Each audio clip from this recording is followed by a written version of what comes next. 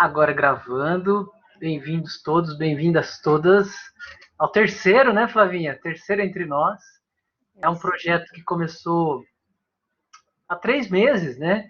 A gente já vinha desenhando há algum tempo. E a ideia é trazer debates, temáticas que tenham a ver com o universo universitário, né? E que nos instiga a pensar de forma dialogada. A nossa ideia é trazer temáticas diversas, sempre para a ideia do diálogo. Sempre é possível dialogar, né? Com quem quer dialogar, claro, né? Aqui a gente quer dialogar, a gente quer respeitar sempre as opiniões. E o tema de hoje é protagonismo, proatividade e transformações coletivas. O que seria isso?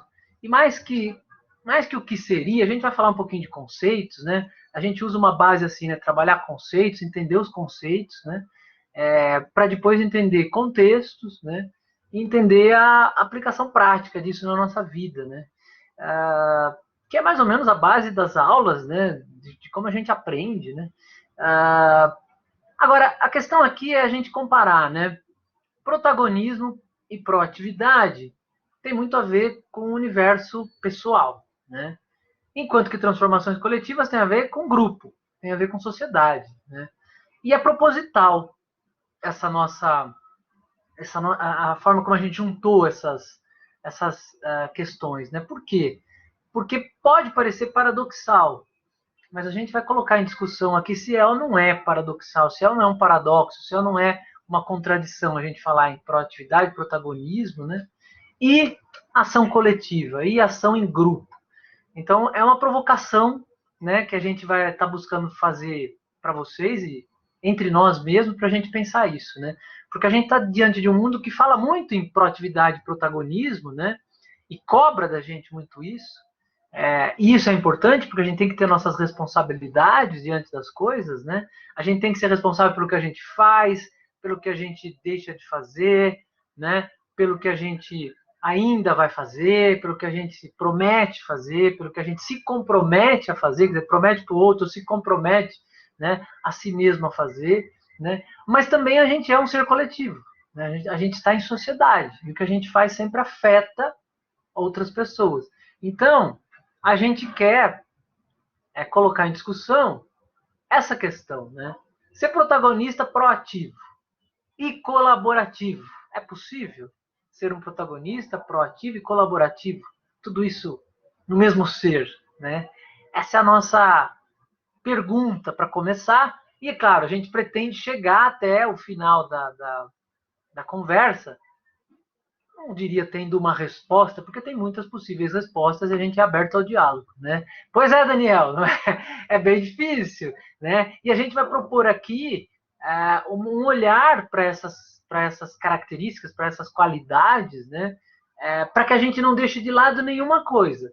Eu não posso deixar de lado aquilo que me cabe enquanto pessoa, né? Mas eu não posso deixar de lado, em hipótese alguma, aquilo que me cabe enquanto grupo.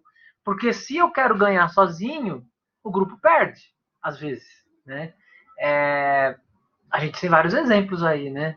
Vimos até quem tentou furar fila de vacina, né? E o quanto isso mostra uma falta de cidadania, né? O quanto isso faz todo mundo perder, né? Então é legal a gente pensar em como eu posso, com a minha individualidade e com as minhas ações individuais, com a minha postura individual, também participar de forma coletiva, também respeitar o coletivo, respeitar o grupo, né? Os grupos, né? São vários grupos, né?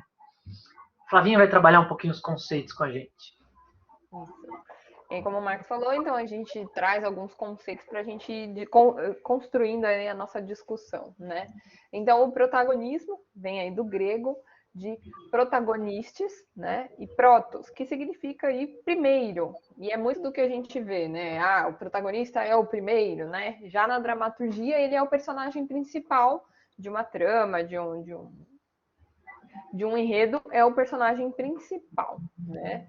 E proatividade é a gente se antecipar a um problema e se responsabilizar pelo que nos cabe, né? Então, o que o Marcos já trouxe um pouquinho para a gente é de que o protagonismo e a proatividade estão muito voltados, né, para o eu, né, individual, para uma atitude individual.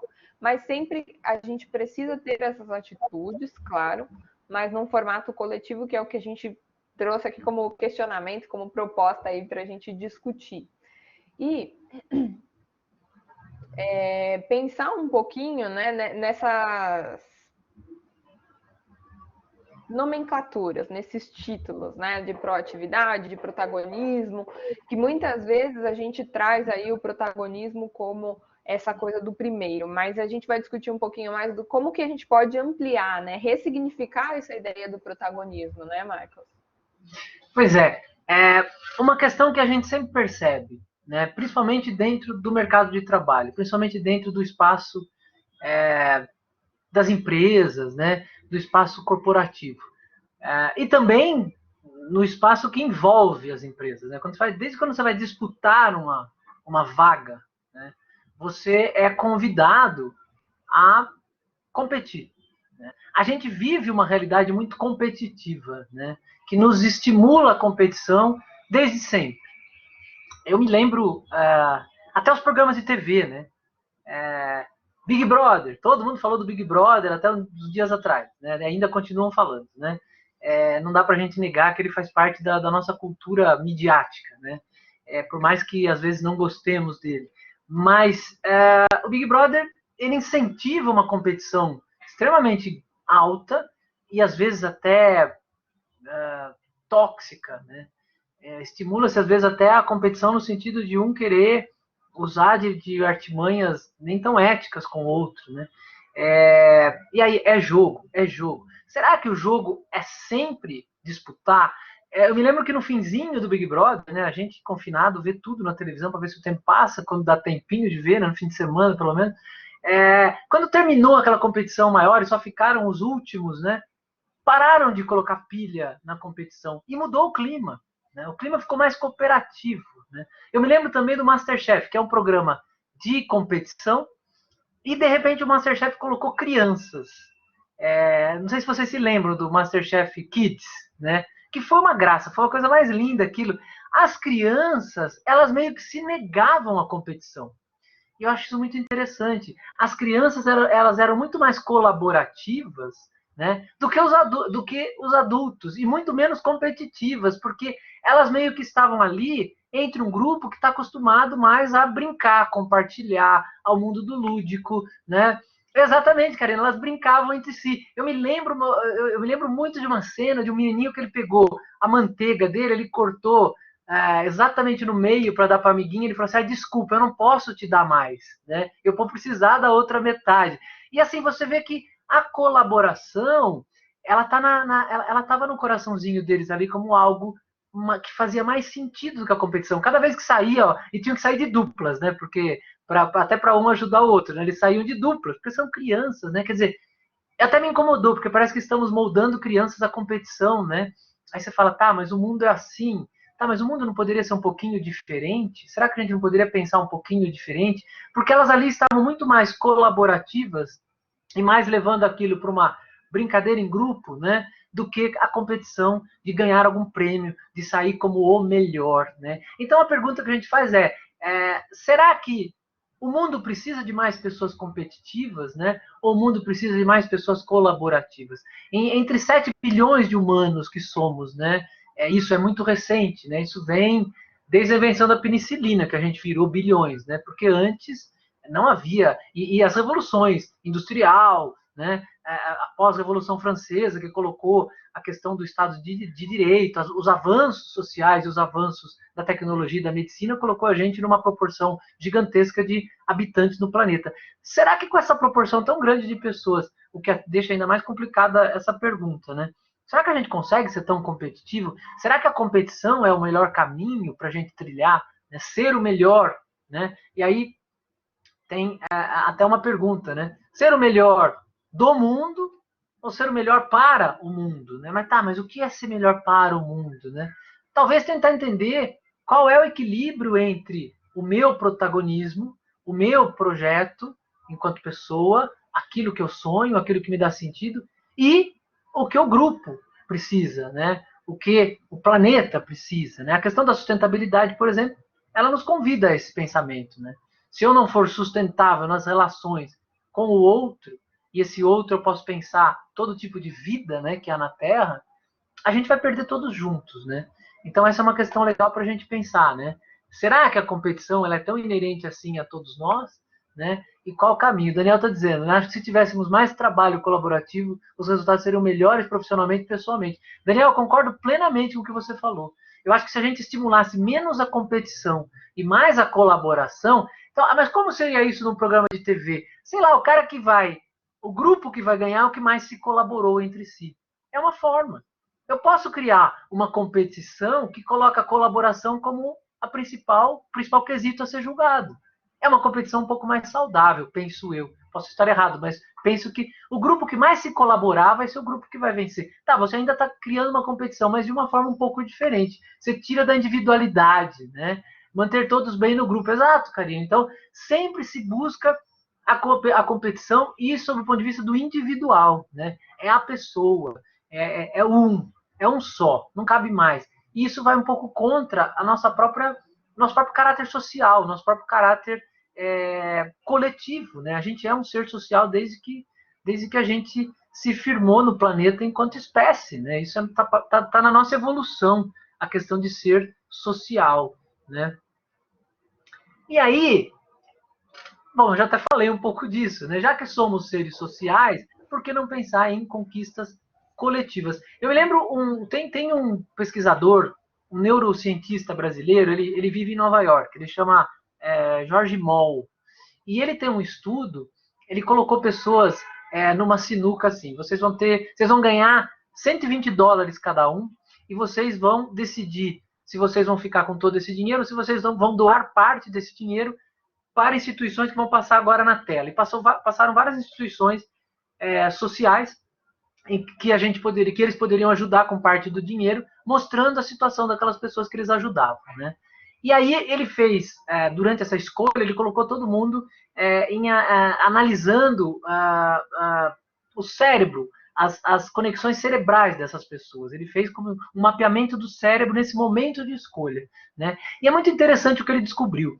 O grupo que decidiu compartilhar o dinheiro com entidades que precisavam, que contribuem com causas sociais, houve uma grande movimentação de energia no cérebro na área da felicidade, na área da compensação daquilo que a gente faz que nos gera felicidade. O grupo que decidiu ficar com dinheiro só para ele, né, só para a pessoa, não teve movimentação nenhuma no cérebro nessa área, porque eles medem pelas sinapses elétricas, né? Não teve nada, né? O cérebro não teve nenhuma motivação no sentido da alegria. E aí a gente pensa, né? O que o George Moll conseguiu com essa pesquisa? Ele conseguiu mapear a nossa memória evolutiva, né? Aquilo que está na nossa evolução, né? Dentro da nossa neurologia, né? Dentro da nossa questão neurológica. Por quê? Por que quando eu faço algo pelo grupo, eu me sinto mais feliz?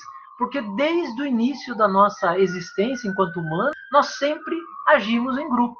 Nós sempre fomos grupais, nós sempre fomos desde tribais, né, até sociedades coletivas, as leis são coletivas, a cidadania ela é uma evolução do tribalismo, né? É do grupo, as leis do grupo, aquilo que me faz em grupo. Eu faço parte de um país que tem um grupo de leis, que pensa coletivamente. Então, isso está na nossa configuração biológica e neurológica, né? A pesquisa que ele fez mostrou isso. Nós nos sentimos melhor quando sentimos bem no grupo, quando sentimos que estamos contribuindo com o grupo ou o grupo contribuindo conosco, né? Vai lá, Flavinha. Legal. E aí a gente pode pensar, né, que foi nosso questionamento inicial, né? Como aliar tudo isso, né? O protagonismo, a proatividade, a colaboração. Como a gente já comentou, parece que eles são diferentes, né? Eles têm vias diferentes de seguir, mas a gente pode sim ser proativo, ser protagonista na nossa história e agir de forma colaborativa, né? Então, como que a gente pode fazer isso? Então, primeiro, talvez a gente precise recontextualizar a ideia do protagonismo, né? A gente não precisa pensar que a gente tem que ser o primeiro, né? Mas sim o personagem principal da nossa vida, né? Ainda assim, em alguns casos, o personagem principal, né? Vamos pensar em atores, em cinema, né? Ainda é aquele mais de destaque, que tem ali uma popularidade, mas a gente precisa pensar um pouquinho assim, do personagem principal da minha vida. O que significa, né, ser o personagem principal da minha vida? Eu realmente saber para onde vou, o que eu quero, o que eu gosto, o que me interessa, o que não me interessa, né? Quais são os meus sonhos? Como que eu vou realizar esses sonhos para trazer algo melhor para a gente, né? Então eu preciso ter esse olhar, essa introspecção, ter esse conhecimento, esse autoconhecimento, para eu saber para qual caminho eu vou seguir. E aí dessa forma eu me torno o protagonista da minha história. Muitas vezes a gente vê questões do nosso dia a dia em que a gente usa literalmente aquela frase, né, do Zeca Pagodinho: deixa a vida me levar. Só que sempre deixando a vida me levar, às vezes eu acabo caindo em caminhos que não são o que eu realmente quero, o que eu realmente escolhi. Então eu preciso ter esse viés de olhar para mim e o que eu quero, o que eu desejo, almejo na minha vida, porque aí sim eu consigo ser o protagonista da minha história, do meu projeto de vida, né? E pensar e agir coletivamente. Então, quando eu penso no meu projeto de vida, de ser o protagonista da minha vida, não quer dizer que o meu projeto é melhor do que os outros, ou que eu quero ter um destaque, né, frente aos projetos das outras pessoas. Significa que eu busco o melhor para mim, e buscando o melhor para mim, eu tenho uma consciência do que é melhor para o coletivo também. Né? Então, pensando em ações conjuntas do que é melhor para mim e, consequentemente, para o coletivo, eu consigo ter essa consciência maior de que o que eu faço afeta o outro, o que o outro faz me afeta. E aí a gente vai criando essa consciência, essa coletividade, né? Então, a gente precisa ter um pouco mais esse olhar. E o ser proativo nesse sentido é de tomar as rédeas muitas vezes de algumas situações. Claro, a vida ela vai nos levando por alguns caminhos, mas eu também não tomar uma decisão é uma escolha minha, né? Na brincadeira aí do deixa a vida me levar, eu estou escolhendo, né? Eu optei por não ter uma ação, por não fazer algo, e isso também é uma escolha. E isso gera consequências. A gente precisa estar consciente disso também, de que eu me abster de falar ou de dar a minha opinião também geram consequências para mim, né? E eu assumir compromissos que fazem o sentido de trazer essa responsabilidade. Então a gente pode pensar um pouquinho no sentido, vamos pensar aqui no contexto, né? Que são todos os estudantes universitários, e o que vocês, o que a gente tem feito nesse âmbito aí do acadêmico, né? Nós estamos sendo proativos, estamos sendo protagonistas do meu projeto de vida. Eu escolhi esse curso, eu tomei a decisão de estar aqui nessa faculdade ou neste curso. O que eu estou fazendo? Eu estou sendo protagonista. A gente sabe que a pandemia veio aí também para atrapalhar muita coisa na nossa vida, mas a Karina bem disse, né? A pandemia está aí no mundo, mas ela não está exatamente na gente, né, internamente. Então a gente precisa, mesmo diante dessa adversidade da pandemia, ter esse controle, né? Talvez ser um pouco mais o protagonista e refletir sobre isso, né? Ser proativo. Será que eu estou sendo proativo, né? No contexto em que a gente está vivendo? Será que eu estou sendo colaborativo? Estou assumindo responsabilidades diante das coisas que eu assumo? Então, isso é legal a gente refletir e perceber que quanto mais eu me aproximo desses conteúdos de ser do meu projeto de vida, né, de ser o protagonista, mais fácil fica de eu refletir o coletivo, né, das minhas ações impactarem o outro, né?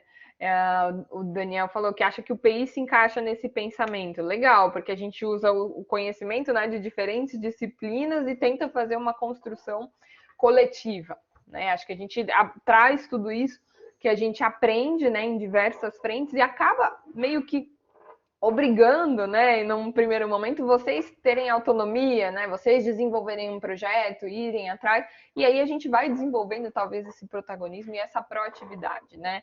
Sabe, a gente sabe que tem pessoas que são mais tímidas, né, são mais quietinhas, então às vezes tem um pouco mais de dificuldade nisso, mas a gente precisa ter consciência de onde a gente quer chegar e o que é bom pra gente, né? Então isso é bem legal e ajuda a gente a construir essa ideia, né, do coletivo, de ações em prol do outro, né?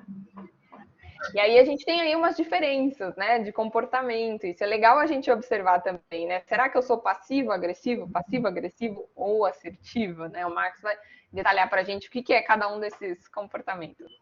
Vocês já viram esses nominhos? São muito usados também no meio corporativo, né? E é bem interessante, né? Porque o ideal, né, o que mais se busca é o ser assertivo. Né? O que é ser assertivo, né? O que é se comunicar de forma assertiva, né? É ser claro, é ser honesto, é ser verdadeiro, é ser objetivo, né? É você entender o outro na sua concepção de respeito, né? O assertivo, acima de tudo, ele respeita a postura do outro, ele respeita o outro na sua, inclusive, na discordância diante dele. Isso que é interessante, né? O assertivo, ele diz não quando deve dizer não. Ele diz não quando não quer, quando não gosta, mas ele não precisa ofender dizendo não. Não e ok, né? Não concordo com o que você falou, mas tudo bem, né? Você tem sua maneira de pensar, eu tenho a minha, né? Olha, não vou poder fazer isso que você está me pedindo, isso não está fora do meu alcance. Isso é ser assertivo. Ou sim, vou poder te ajudar, né? Estou aqui à disposição. Ou, olha, eu estou com mais tantas demandas, né? O qual eu paro de fazer para fazer isso para você quando é um pedido, por exemplo, de um gestor e tal, né? A assertividade, ela é muito importante, mas ela é muito complicada em alguns ambientes, né? Por exemplo, nos ambientes que não aceitam a assertividade, os ambientes violentos, os ambientes onde as pessoas gostam de sempre dizer sim, né? Mesmo que só na frente da pessoa e depois mudam de opinião ou revelam-se, né? Em outros espaços, isso é muito comum a gente acontecer. A gente vê. Exemplo de assertividade, né? Vamos voltar para o Big Brother, para a gente trazer para o nosso mundo perto, né? A Juliette é uma pessoa assertiva, né?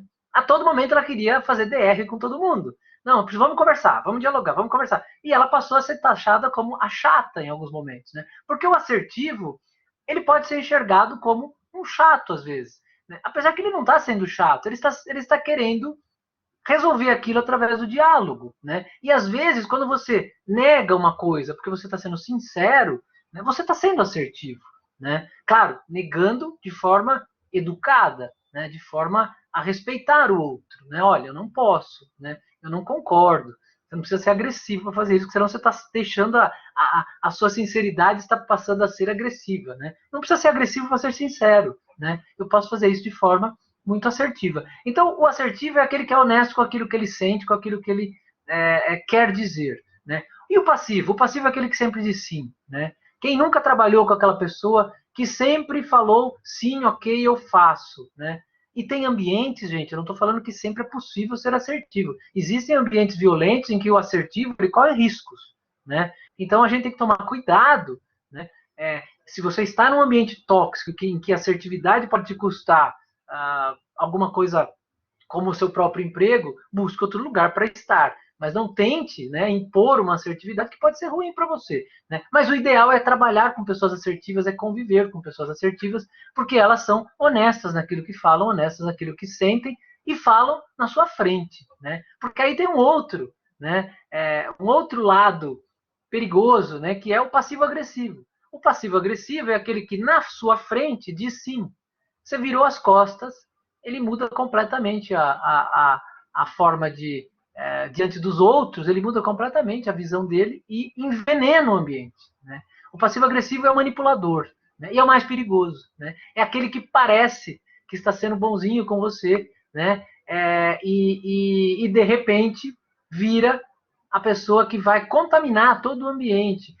Gestores, né? Vocês que certamente, se já não são, serão um dia né, se já não passaram pela figura de gestor de algum projeto, né, vão ser um dia, cuidado com os passivos agressivos. Os assertivos são aqueles que às vezes parecem que te desafiam, mas às vezes eles querem te ajudar. Né? Eles estão sendo sinceros naquilo que eles estão falando. Né?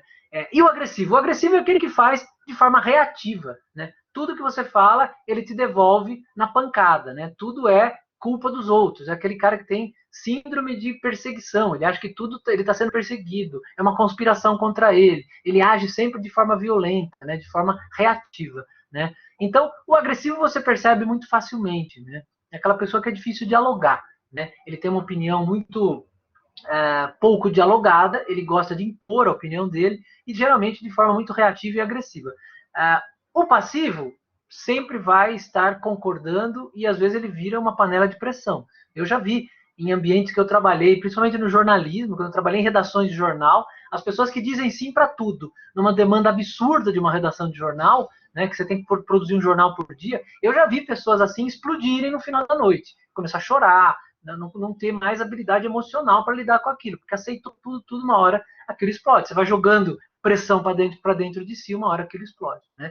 O assertivo é aquele que é honesto em dizer sim e não, né? E o passivo-agressivo é o mais perigoso de todos. Ele fala não quando convém, aliás, ele fala sim, né? Quando convém, né? E de repente ele pode, você saiu do ambiente, ele mudou a forma de falar e ele começa a envenenar todo o ambiente. Então, o mais perigoso de todos é o passivo-agressivo. E o mais difícil de detectar, né? Porque ele é exatamente o manipulador. Né? E, claro, tem a ver com tudo que a gente está falando aqui de proatividade, de protagonismo e de pensando no protagonismo proativo coletivo, a melhor pessoa para a gente buscar, para a gente aprender a ser e para a gente contribuir para que seja, porque ambientes também ajudam as pessoas a aprender a ser, nós podemos aprender a ser assertivos, né? Todos nós aprendemos a vida inteira.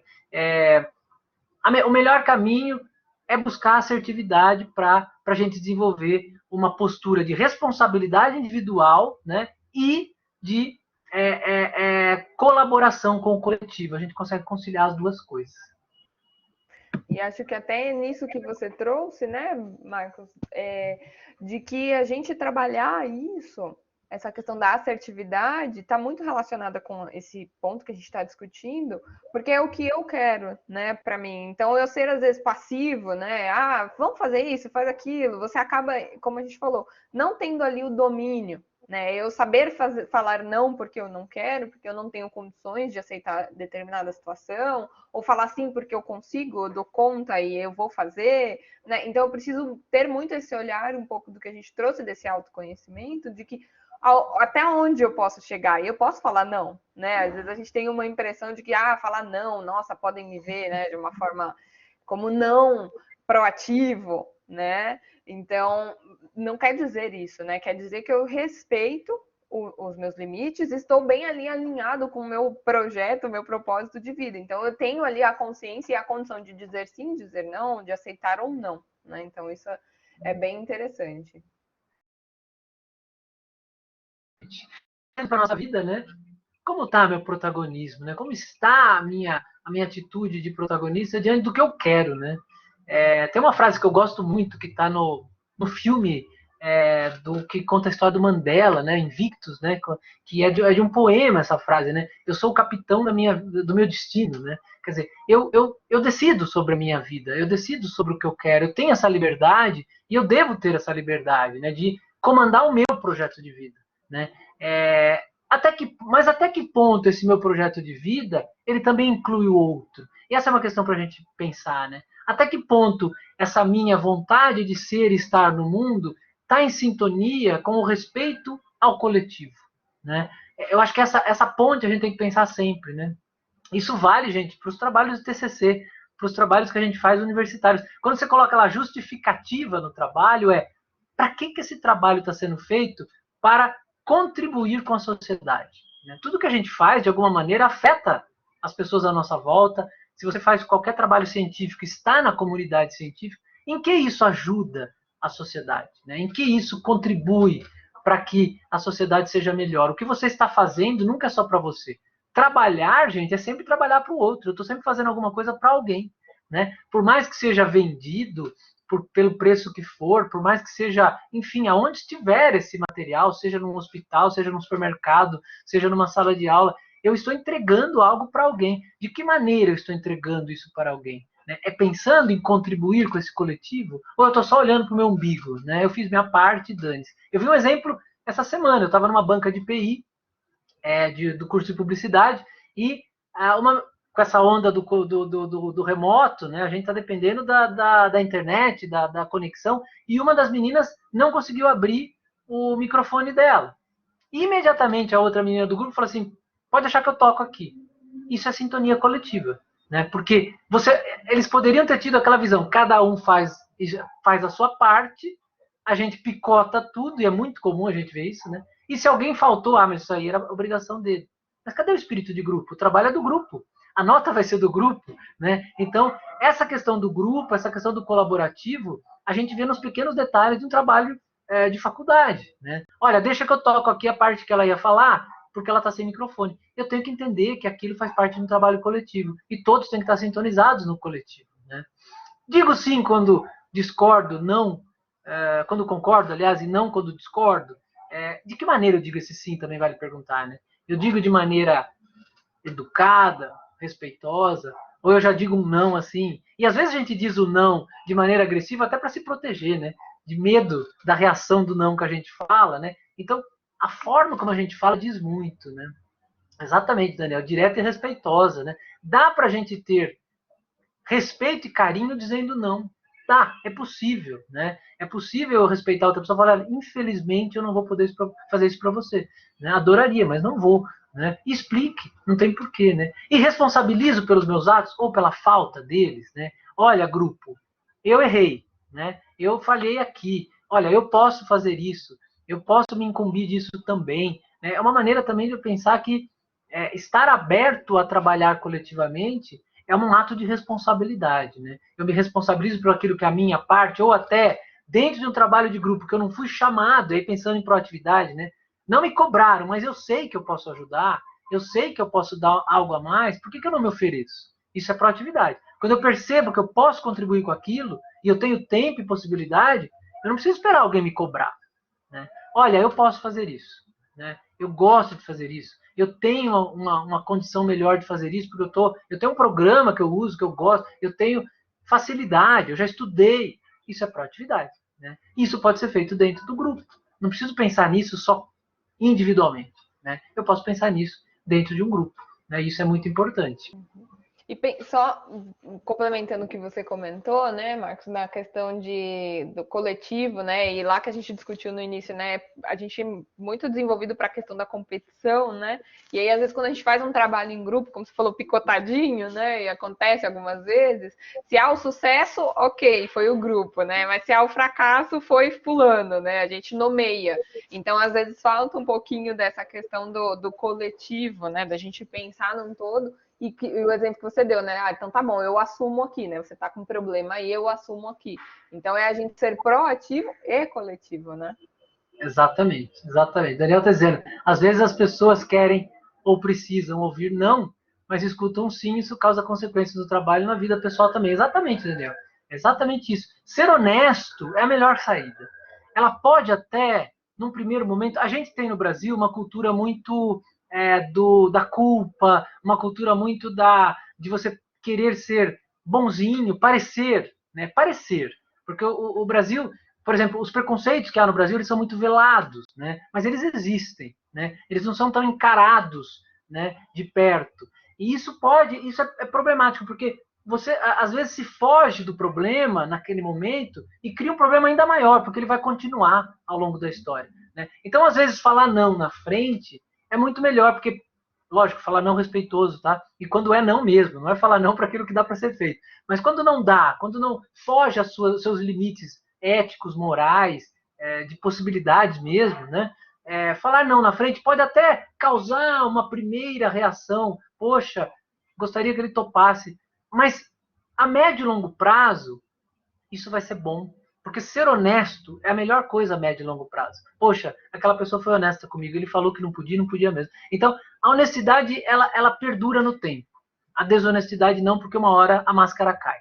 né? Então é muito importante a gente ser honesto com os nossos sentimentos, com a relação com o outro, né? Com as possibilidades, né? E se adiantando aquilo que a gente pode contribuir, né? Eu trouxe aqui duas imagens. Essa hiena é da minha infância, né? Eu acho que para muitos aqui não faz esse sentido, mas é aquela que, ó céus, ó vida, só reclama, né? Ele só reclama de tudo. É ele e um leão, né? Eles fazem uma dupla, né? Nossa, eu entreguei minha idade agora total, né? Ele só reclama da vida. Tudo para ele tanto que ele já está numa posição, uma postura corporal dele, né? Já é do derrubado, né? Ele é o derrubado. Eu não posso nada, minha vida é zero, eu não consigo nada. E eu trouxe ele comparando com uma figura também de super-herói. Eu posso tudo, eu posso mudar a rotação da Terra, eu sou o super, né? Eu acho que a gente tem que achar um meio termo, né? A gente nem é o nada e nem é o tudo. A gente tem que entender isso, né? A gente tem responsabilidades, tem possibilidades, pode fazer muito, mas nem tudo está centrado no nosso umbigo, né? A gente precisa pensar que a nossa ação ela vai reverberar no coletivo, né? Me incomoda muito algumas posturas até de treinamentos que a gente vê na área empresarial, que sempre coloca a situação na figura do indivíduo, né? Como se a atitude dele fosse a única a ser pensada. Né? Não, você tem que mudar o seu mindset, você tem que mudar, aquelas palavras em inglês que nós colonizados adoramos, né? Você tem que ser poderoso, você tem que. Tudo está na figura do indivíduo, mas nós individualmente não temos o poder de mudar tudo. Essa visão individualista é uma visão que faz todo mundo perder no final. Porque se eu não pensar que o grupo tem que pensar junto, né? Se eu não pensar que é no coletivo que as lutas acontecem, eu acabo olhando o mundo só sob o olhar do meu umbigo. Isso é péssimo. Né? Isso cria uma sociedade cada vez mais desigual e cada vez mais injusta. Né? As conquistas acontecem no coletivo. Os direitos do trabalhador aconteceram no coletivo. Os direitos da mulher aconteceram no coletivo. Os direitos dos grupos de pessoas negras e pretas aconteceram no coletivo. Os direitos dos LGBTs aconteceram nos coletivos. É no coletivo que a gente avança. Né? E aí, claro, individualmente cada um fez sua parte. Né? Giovana está dizendo, depois você pode compartilhar o link da gravação, queria muito assistir, mas fiquei na reunião do trabalho. Claro, Giovana, a gente compartilha assim. A gente vai colocar depois no nosso canal do YouTube, e aí você pode acompanhar assim, tá? Bem-vinda, e depois você assiste e fala pra gente o que achou. Então, a gente precisa pensar que nós não somos o único ser a mudar as coisas, né? Nós dependemos de um grupo. Agora, nós não podemos também esperar que o grupo faça por nós, né? Eu acho que obrigado, Giovana, obrigado, que bom que você gostou. A gente tem que pensar nesse equilíbrio entre o eu e os outros, né? Porque é nessa troca que se dá a transformação das coisas.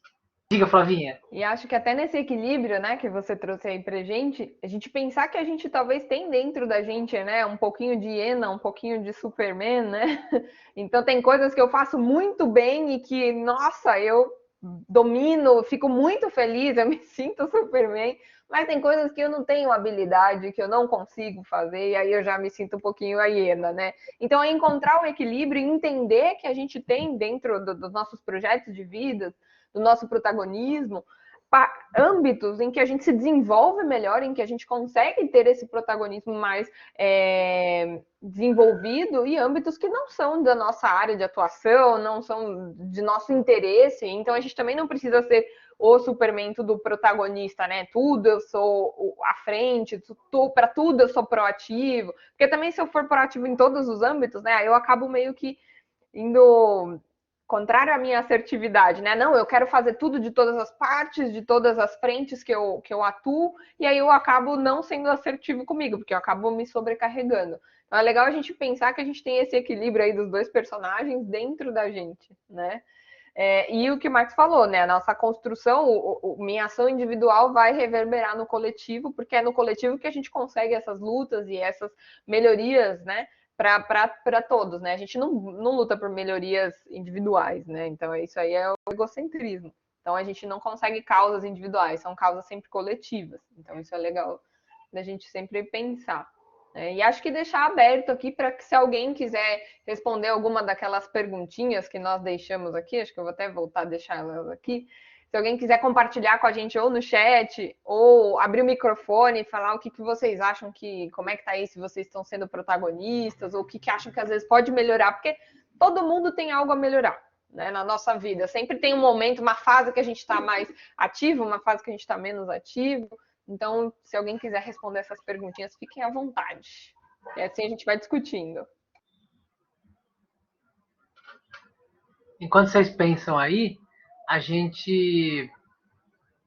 a Flavinha fez um Google Forms para vocês preencherem. Depois eu vou deixar o link aqui no chat, tá? Para vocês poderem ter o certificado, né? Colocamos juntos. Opa, colocamos junto. Eu coloquei uma endereção aqui. Será que eu fiz certo?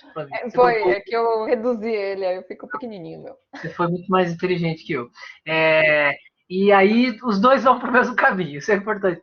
Vocês colocam o nome, o curso, e aí vocês vão ter o certificado para contar como horas, né, como ATCs, né? E ali também tem um pedido de sugestão de temas para a gente fazer os próximos. Então, fiquem super à vontade em participar.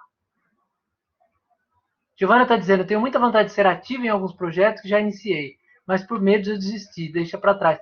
Olha, Giovana, o medo é uma coisa muito comum da gente ter, né? De enfrentar um projeto novo, de enfrentar uma realidade. Eu posso dizer para você que eu era editor-chefe de um jornal, eu me demiti aos 30 e tantos anos e de repente eu me vi porque eu não tinha mais, eu não conseguia mais me ver ali naquele trabalho, né? Me frustrei com o trabalho do jornalismo e eu me vi assim como um adolescente falando assim, o que eu vou ser quando eu crescer, né? Uma criança quase. E foi muito difícil, mas se eu não tivesse ido refazer minha vida, eu acho que eu estaria muito frustrado num cargo que todo mundo falava, nossa, como que você é louco de deixar esse cargo te dá status, esse cargo te... E não me fazia sentido algum aquilo. Então, imagina, eu fui taxado de maluco, eu falei, olha, eu seria maluco se eu continuasse, né? E hoje eu me encontrei na área docente, sendo professor, eu me sinto muito mais feliz, né? Sendo professor. Eu acho que a gente tem que vencer os nossos medos, né? Mas sempre com o pé no chão, né? Não tomar nenhuma atitude precipitada. Eu não me demiti assim no primeiro descontentamento, falei assim, chega, joga tudo para cima, fui embora. Não, eu levei um ano pensando no que fazer, programando, voltando a estudar dentro da universidade, voltando, preparei um novo caminho até ter mais segurança de saltar, né? Antes de saltar, eu tenho que medir algumas coisas, eu tenho que fazer o meu preparo físico, eu tenho que entender como é que eu vou fazer essa mudança. Mas a gente precisa, às vezes, passar por essas metamorfoses, né? A gente precisa enfrentar essas mudanças, até para a gente continuar vivo, né? A gente não pode estacionar. E o medo vai existir sempre, né? O frio na barriga é meio que necessário para todo projeto gostoso que a gente enfrenta. Então, o que você sente é o que muitas pessoas sentem, né? Acho que isso é uma forma da gente também entender que é um processo natural das pessoas e às vezes a gente trava, às vezes a gente se sente mais apto a avançar. Mas a Flávia sabe muito melhor que eu falar sobre essas coisas.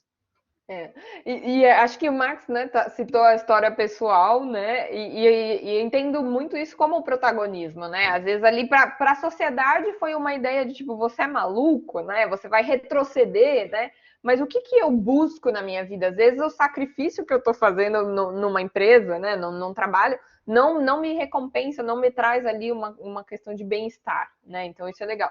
E o que a Giovana falou, né, do medo, o medo é autopreservação, né? A gente é um instinto, né, natural dos seres humanos e é de autopreservação. Então, assim, quando eu não conheço algo, eu tenho medo. Só que a gente precisa avaliar o quê? O meu medo, ele tá me travando ou ele tá me dando um alerta, né? Então, aí eu posso planejar, eu posso rever, eu posso pensar em estratégias e aí vai ficando mais fácil de eu conseguir caminhando em rumo do que eu quero, né? E muitas vezes a gente pensa assim nos projetos, talvez que a Giovana citou, às vezes eu penso aqui hoje eu estou aqui fazendo esse bate-papo com vocês e eu quero plantar uma semente de uma árvore frutífera e eu quero comer uma fruta, né? Dessa minha árvore que eu vou plantar. E eu estou aqui pensando que eu já quero comer a fruta da minha árvore que eu vou plantar. Só que eu nem plantei a semente ainda. Então parece muito distante, né? Eu falo, nossa, nem vou plantar, eu vou na feira e compro uma fruta, né? Então aí eu acabo me bloqueando, porque é tanto processo, tanto tempo que eu vou ter que esperar, mas se eu começo a olhar cada etapa do meu projeto de forma mais segmentada, então o que eu tenho que fazer primeiro? Talvez eu tenha que ter uma semente e fazer o plantio. E aí eu vou colhendo, vou regando, até vendo essa evolução. Isso vai se tornando mais leve. Porque quando eu olho o meu todo no zero e já me imagino subindo na minha árvore, colhendo uma fruta lá e comendo, eu já falei, dá muito trabalho, eu vou desistir. E isso é um processo natural nosso, né? Que a gente, quando percebe uma coisa muito longe da nossa realidade, a gente trava e fala, deixa que depois eu faço, né? E aí, às vezes eu busco um caminho que é mais fácil no momento, mas não quer dizer que ele é o mais confortável, né? Então tem muito disso de a gente rever, repensar o que a gente quer e o que realmente me faz bem, né? Exatamente. E aprendemos, Daniel, aprendemos demais, viu? Aprendemos muito. Eu acho que a gente tem sempre que pesar muito, né, as decisões que a gente toma, mas a gente não pode ficar parado, não. A gente precisa estar em movimento sempre, né? Faz muito bem, né? E a gente erra. A gente tem que também se permitir o direito de falar errei, né? Não acertei. Mas às vezes errar é melhor do que não tentar, né?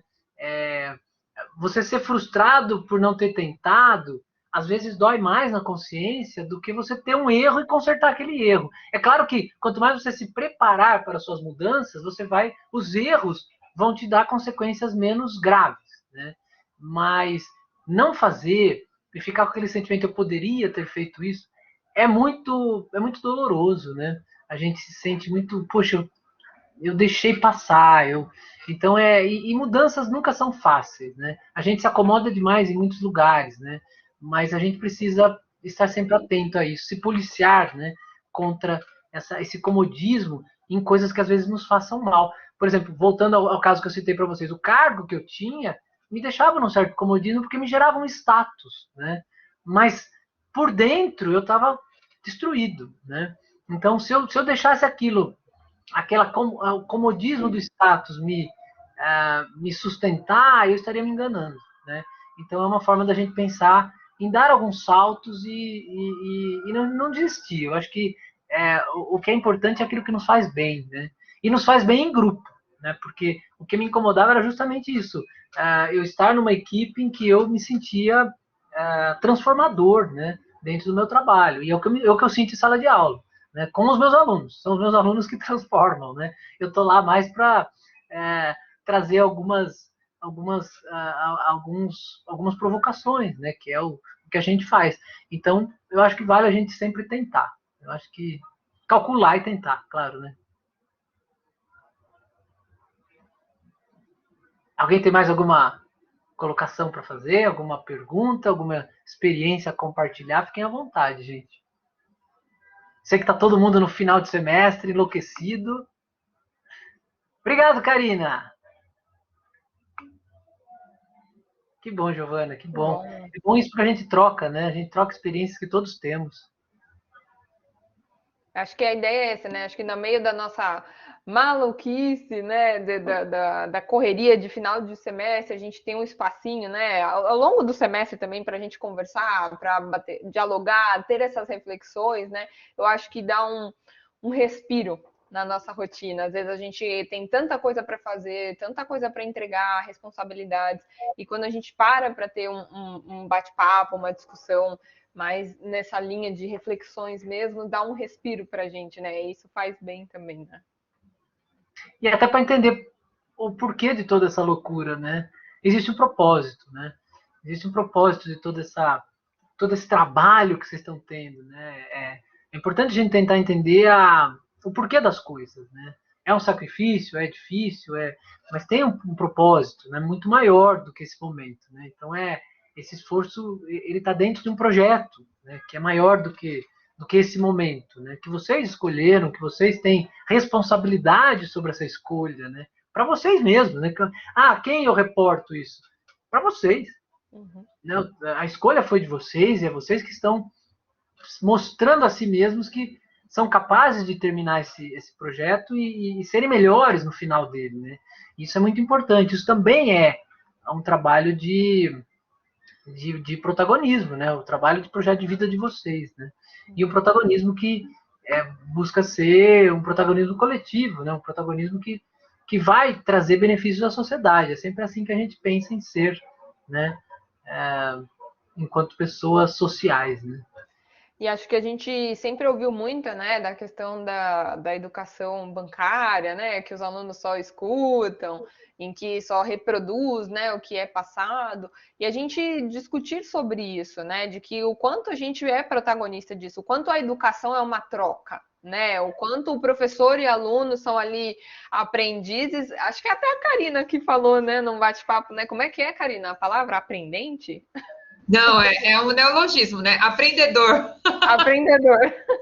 Isso. Então é uma troca, né? Muito bacana que se tem em sala de aula. Então não tem mais aquele professor que domina o conhecimento e só transmite. Então, quanto mais eu sou participativo, quanto mais eu interajo, mais isso vai enriquecer, né, a minha formação, né? Mais serei protagonista aí da minha vida. E não só na vida acadêmica, né? Mas acho que na nossa vida como um todo, né? Sim, é muito a cara do Senac isso mesmo, Karina. O Senac busca muito essa autonomia, né? Gerar uma educação para autonomia. Isso é muito importante a gente pensar.